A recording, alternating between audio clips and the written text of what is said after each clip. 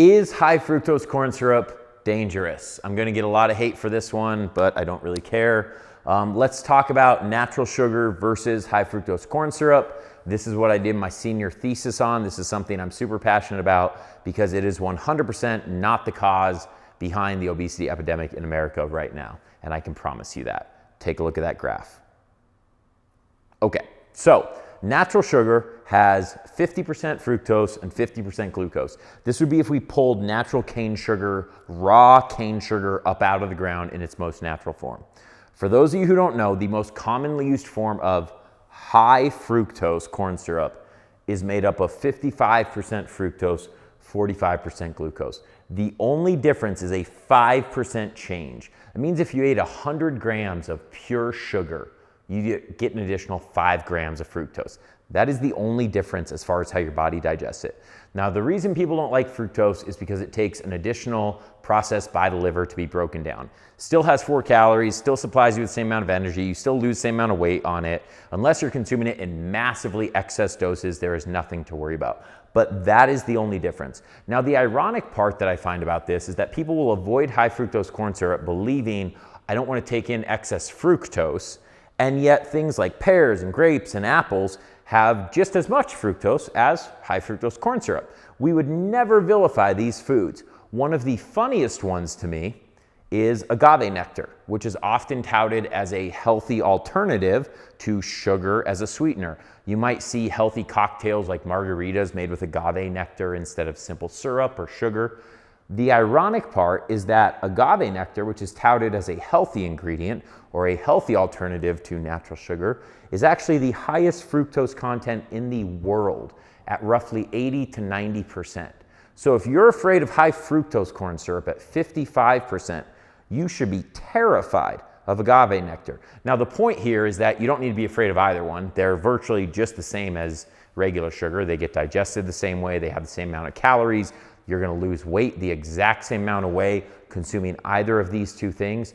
My point in making this video is that there is nothing inherently wrong with high fructose corn syrup. Just like anything else, if you overconsume it, it's gonna lead to negative effects, but just like natural sugar or just like any of these fruits right here or even agave nectar, consumed in moderation, it is absolutely fine for you. So let's talk about the second counter that I often get to this, and that is that high fructose corn syrup is addictive, and people then have to overconsume it because they become addicted to it. I can promise you, when people become addicted to things, they start consuming them in their most pure and rawest form. People would be going out and buying high fructose corn syrup and snorting it or taking it in some form where they were getting it in its purest form. The reason that people believe high fructose corn syrup is addictive is because it is added to other highly palatable foods. Things like donuts that also have fat included in, things like candy, chocolate bars that also have fat included in them. Simply because something is highly palatable and tastes good does not mean it is addictive. If you look at something like sex, we also like having sex because it makes us feel really good when we do it. We want to do it more often. It doesn't mean that there is something magically addictive about sex. We like the feeling we get mentally when we have sex, just like we like the feeling we get mentally when we eat chocolate or a donut or any of those things. But the individual ingredient itself is not driving that. It's the fact that that thing is highly palatable and tastes good, so we want to consume more of it.